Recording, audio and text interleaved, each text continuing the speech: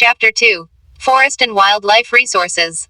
2. Forest and Wildlife Resources. Narek. My lord, you are the creator of music in the world of lepches. O Narek. My lord, let me dedicate myself to you. Let me gather your music from the springs, the rivers, the mountains, the forests, the insects and the animals. Let me gather your music from the sweet breeze and offer it to you. Source. Lepcha folk song from northern part of West Bengal. We share this planet with millions of other living beings, starting from microorganisms and bacteria, lichens to banyan trees, elephants and blue whales. This entire habitat that we live in has immense biodiversity.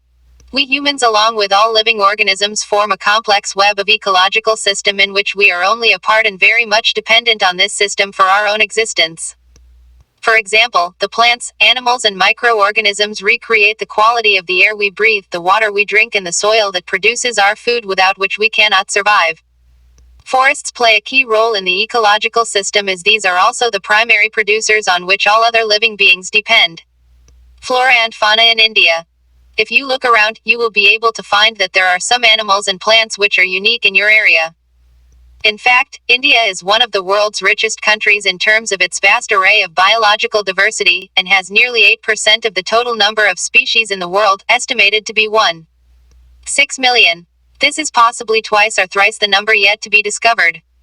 You have already studied in detail about the extent and variety of forest and wildlife resources in India. You may have realized the importance of these resources in our daily life.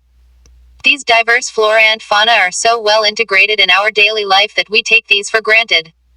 But lately, they are under great stress mainly due to insensitive environment.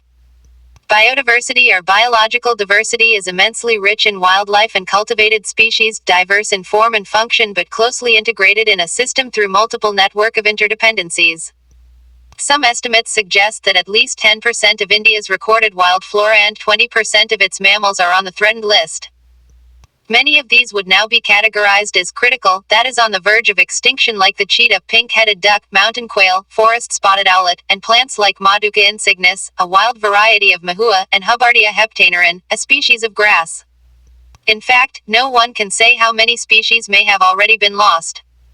Today, we only talk of the larger and more visible animals and plants that have become extinct, but what about smaller animals like insects and plants?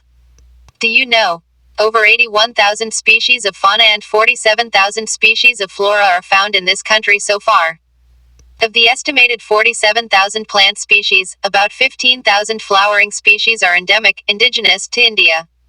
Activity. Find out stories prevalent in your region which are about the harmonious relationship between human beings and nature. Vanishing forests. The dimensions of deforestation in India are staggering.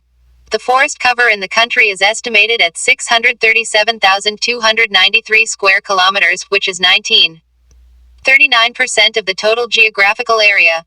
Dense forest 11.48%. Open forest 7.76%. And mangrove 0.15%. According to the State of Forest Report 1999, the dense forest cover has increased by 10,098 square kilometers since 1997. However, this apparent increase in the forest cover is due to plantation by different agencies. The State of Forest Report does not differentiate between natural forests and plantations. Therefore, these reports fail to deliver accurate information about actual loss of natural forests. Let us now understand the different categories of existing plants and animal species. Based on the International Union for Conservation of Nature and Natural Resources, IUCN, we can classify as follows. Normal species.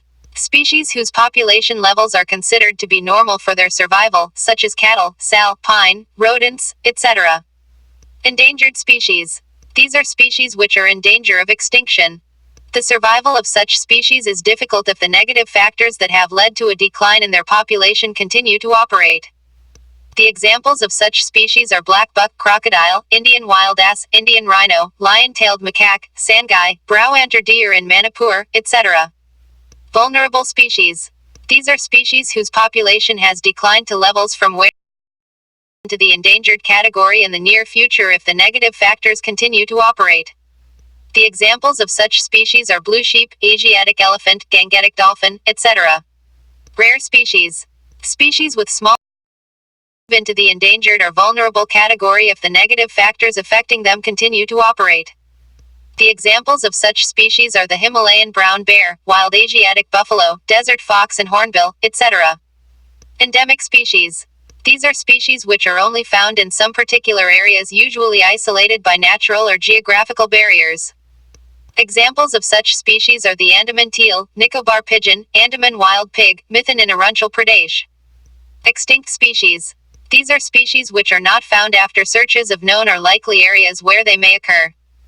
A species may be extinct from a local area, region, country, continent, or the entire Earth. Examples of such species are the Asiatic cheetah, pink-head duck. Do you know that among the larger animals in India, 79 species of mammals, 44 of birds, 15 of reptiles, and 3 of amphibians are threatened? Nearly 1,500 plant species are considered endangered. Flowering plants and vertebrate animals have recently become extinct at a rate estimated to be 50 to 100 expected natural rate. Fig. 2. 1. Fig. 2. 2. A few extinct, rare and endangered species. What are the negative factors that cause such fearful depletion of the flora and fauna? If you look around, you will be able to find out how we have transformed nature into a resource obtaining directly and indirectly from the forests and wildlife: wood, barks, leaves, rubber, medicines, dyes, food, fuel, fodder, manure, etc. So it is we ourselves who have depleted our forests and wildlife. The greatest damage inflicted on Indian forests was during the colonial period due to the expansion of the railways, agriculture, commercial and scientific forestry and mining activities. Even after independence, agricultural expansion continues to be one of the major causes of depletion of forest resources. Between 1951 and 1980, according to the Forest Survey of India, over 26,200 square km of forest area was converted into agricultural land all over India. Substantial parts of the tribal belts, especially in the northeastern and central India, have been deforested or degraded by shifting cultivation, a type of slash and burn agriculture. Asiatic cheetah. Where did they go? The world's fastest land mammal, the cheetah, Acinonyx jubentis, is a unique and specialized member of the cat family and can move at the speed of 112 kilometers per hour. The cheetah is often mistaken for a leopard. Its distinguishing marks are the long teardrop-shaped lines on each side of the nose from the corner of its eyes to its mouth. Prior to the 20th century, cheetahs were widely distributed throughout Africa and Asia. Today, the Asian cheetah is nearly extinct due to a decline of available habitat and prey. The species was in India long back in 1952. Large-scale development projects have also contributed significantly to the loss of forests. Since 1951, over 5,000 square kilometers of forest was cleared for river valley projects. Clearing of forests is still continuing with projects like the Narmada Sagar project in Madhya Pradesh, which would inundate 40,000 hectares of forest. Mining is another important factor behind deforestation. The Buxa Tiger Reserve is seriously threatened by the ongoing dolomite mining. It has disturbed the natural habitat of many species and blocked the migration route of several others, including the great Indian elephant. Many foresters and environmentalists hold the view that the greatest degrading factors behind the depletion of forest resources are grazing and fuel wood collection. Though there may be some substance in their argument, yet the fact remains that a substantial part of the fuel fodder demand is met by lopping rather than by felling entire trees. The forest ecosystems are repositories of some of the country's most valuable forest products, minerals and other resources that meet the demands of the rapidly expanding industrial urban economy. These protected areas thus mean different things to different people, and therein lies the fertile ground for conflicts. Are colonial forest policies to be blamed? Some of our environmental activists say that the promotion of a few favored species, in many parts of India, has been carried through the ironically termed enrichment plantation, in which a single commercially valuable species was extensively planted and other species eliminated. For instance, teak monoculture has damaged the natural forest in South India, and sheer pine, Pinus roxburghi, plantations in the Himalayas have replaced the Himalayan oak, Quercus spp. And rhododendron forests. Habitat destruction, hunting, poaching, overexploitation, environmental pollution, poisoning and forest fires are factors which have led to the decline in India's biodiversity. Other important causes of environmental destruction are unequal access, inequitable consumption of resources, and differential sharing of responsibility for environmental well-being. Overpopulation in third world countries is often cited as the cause of environmental degradation. However, an average American consumes 40 times more resources than an average Somalian. Similarly, the richest 5% of Indian society probably cause more ecological damage because of the amount they consume than the poorest 25%. The former shares minimum responsibilities for environmental well-being. The question is, who is consuming what from where and how much? Tribal women produce. Tribal girls using bamboo saplings in a nursery at Mukali near Silent Valley. Fig. 2. 3. The destruction of forests and wildlife is not just a biological issue. The biological loss is strongly correlated with the loss of cultural diversity.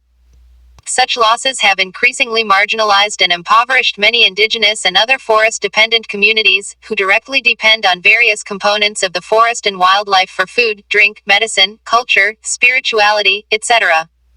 Within the poor, women are affected more than men. In many societies, women bear the major responsibility of collection of fuel, fodder, water, and other basic subsistence needs.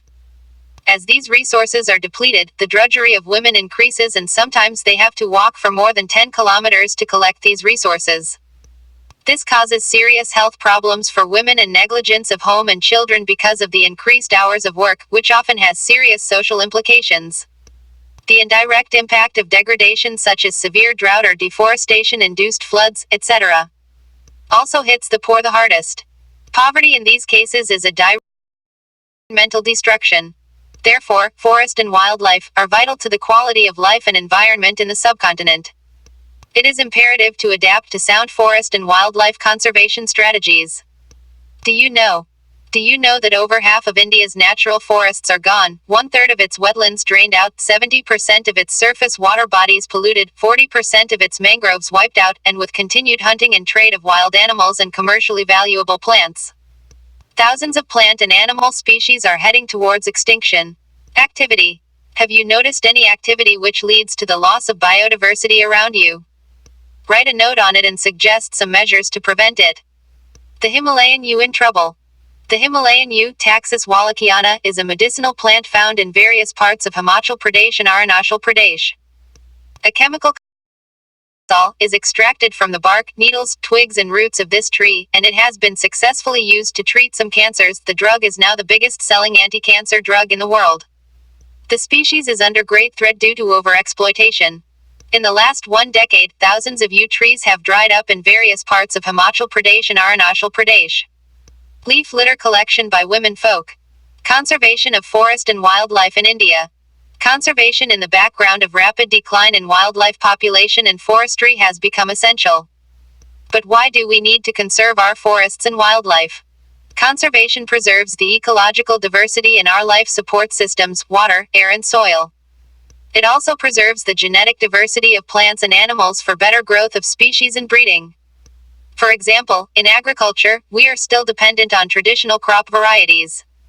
Fisheries too are heavily dependent on the maintenance of aquatic biodiversity. In the 1960s and 1970s, conservationists demanded a national wildlife protection program. The Indian Wildlife Protection Act was implemented in 1972, with various provisions for protecting habitats.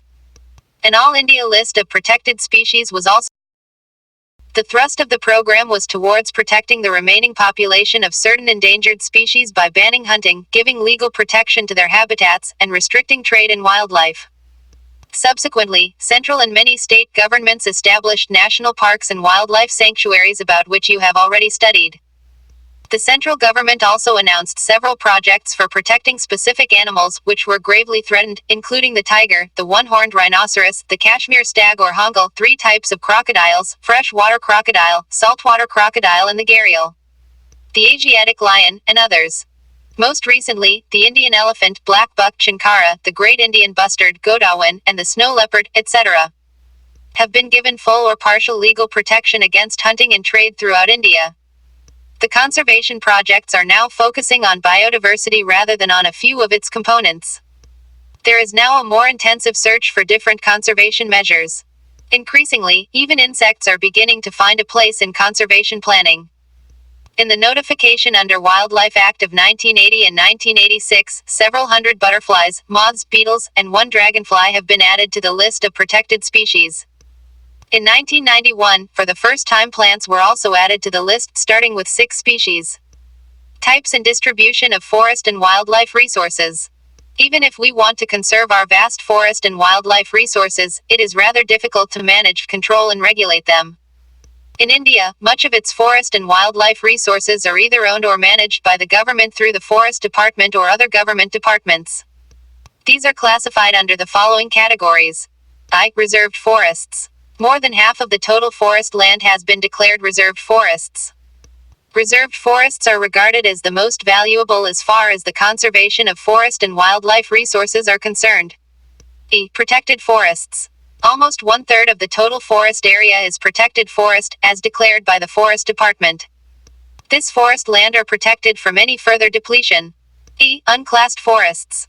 These are other forests and wastelands belonging to both government and private individuals and communities. Fig. 2. 4. Rhino and deer in Kaziranga National Park. Reserved and protected forests are also referred to as permanent forest estates maintained for the purpose of producing timber and other forest produce, and for protective reasons. Madhya Pradesh has the largest area under permanent forests, constituting 75% of its total forest area. Jammu and Kashmir, Andhra Pradesh, Uttarakhand, Kerala, Tamil Nadu, West Bengal, and Maharashtra have large percentages of reserved forests of its total forest area, whereas Bihar, Haryana, Punjab, Himachal Pradesh, Orissa, and Rajasthan have a bulk of it under protected forests. All northeastern states and parts of Gujarat have a very high percentage of their forests as unclassed forests managed by local communities. Project Tiger. Tiger is one of the key wildlife species in the faunal web. In 1973, the authorities realized that the tiger population had dwindled to 1,827 from an estimated 55,000 at the turn of the century. The major threats to tiger population are numerous, such as poaching for trade, shrinking habitat, depletion of prey-based species, growing human population, etc. The trade of tiger skins and the use of their bones in traditional medicines, especially in the Asian countries, left the tiger population on the verge of extinction. Since India and Nepal provide habitat to about 2/3 of the surviving tiger population in the world, these two nations became prime targets for poaching and illegal trading. Project Tiger, one of the well-publicized wildlife campaigns in the world, was launched in 1973. Initially, it showed success as the tiger population went up to 4,002 in 1985 and 4,334 in 1989. But in 1993, the population of the tiger had dropped to 3,600. There are 27 tiger reserves in India covering an area of 37,761 square kilometers. Tiger conservation has been viewed not only as an effort to save an endangered species, but with equal importance as a means of preserving biotypes of sizable magnitude. Corbett National Park in Uttaranchal, Sundarbans National Park in West Bengal, Bandhavgarh National Park in Madhya Pradesh, Sariska Wildlife Sanctuary in Rajasthan, Manas Tiger Reserve in Assam, and Periyar Tiger Reserve in Kerala are some of the tiger reserves of India. Can you find out the reasons for the above-mentioned problems? Activity. Collect more information on the wildlife sanctuaries and national parks of India and cite their locations on the map of India. Community and conservation. Conservation strategies are not new in our country. We often ignore that in India, forests are also home to some of the traditional communities. In some areas of India, local communities are struggling to conserve these habitats along with government officials, recognizing that only this will secure their own long-term livelihood. In Sariska Tiger Reserve, Rajasthan, villagers have fought against mining by citing the Wildlife Protection Act. In many areas, villagers themselves are protecting habitats and explicitly rejecting government involvement. The inhabitants of 5 villages in the Alwar district of Rajasthan have declared 1,200 hectares of forest as the Bhairadev Dakaf Sanctuary, declaring their own set of rules and regulations which do not allow hunting, and are protecting the wildlife against any outside encroachments. Sacred groves, a wealth of diverse and rare species. Nature worship is an age-old tribal belief based on the premise that all creations of nature have to be protected. Such beliefs have preserved several virgin forests in pristine form called sacred groves, the forests of God and goddesses. These patches of forest or parts of large forests have been left untouched by the local people, and any interference with them is banned. Certain societies revere a particular tree which they have preserved from time immemorial. The Mundas and the Santhal of Chota Nagpur region worship Mahua, Basia latifolia, and Kadamba, Anthocapalis Kadamba, trees, and the tribals of Orissa and Bihar worship the tamarind, Tamarindus indica, and mango, Mangifera indica, trees during weddings. To many of us, peepal and banyan trees are considered sacred. Indian society comprises several cultures, each with its own set of traditional methods of conserving nature and its creations. Sacred qualities are often ascribed to springs, mountain peaks, plants, and animals which are closely protected. You will find troops of macaques and langurs around many temples. They are fed daily and treated as a part of temple devotees. In and around Bishnoi villages in Rajasthan, herds of blackbuck, chinkara, nilgai, and peacocks can be seen as an integral part of the community, and nobody harms them. The famous Chipko movement in the Himalayas has not only successfully resisted deforestation in several areas but has also shown that community afforestation with indigenous species can be enormously successful. Attempts to revive the traditional conservation methods or developing new methods of ecological farming are now widespread. Farmers and citizens groups like the Bij Bachao Andolan and Terry and Navdanya have shown that adequate levels production without the use of synthetic chemicals are possible and economically viable.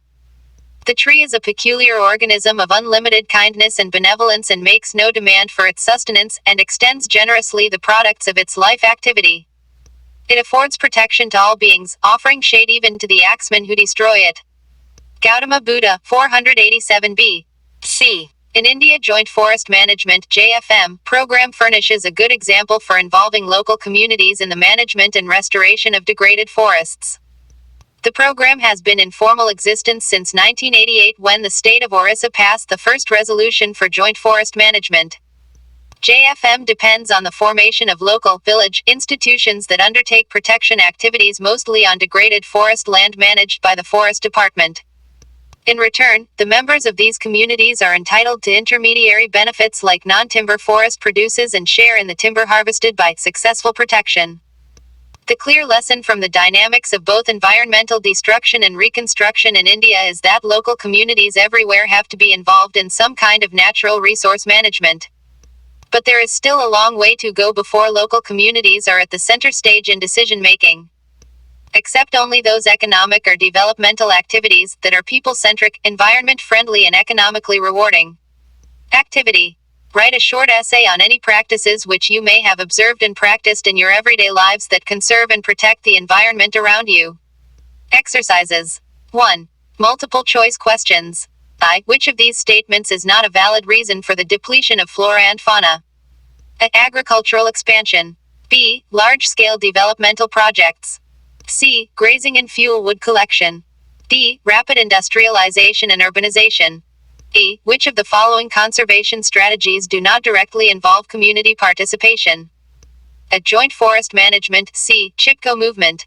B. Bij Bachao Andolan. D. Demarcation of wildlife sanctuaries. 2. Match the following animals with their category of existence. Animals, plants category of existence. Black buck extinct. Asiatic elephant rare. Andaman wild pig endangered. Himalayan brown bear vulnerable. Pink head duck endemic. 3. Match the following. Reserved forests, other forests, and wastelands belonging to both government and private individuals and communities. Protected forests. Forests are regarded as most valuable as far as the conservation of forest and wildlife resources. Unclassed forests. Forest lands are protected from any further depletion. 4. Answer the following questions in about 30 words. I. What is biodiversity? Why is biodiversity important for human lives? E. How have human activities affected the depletion of flora and fauna? Explain. 5. Answer the following questions in about 120 words.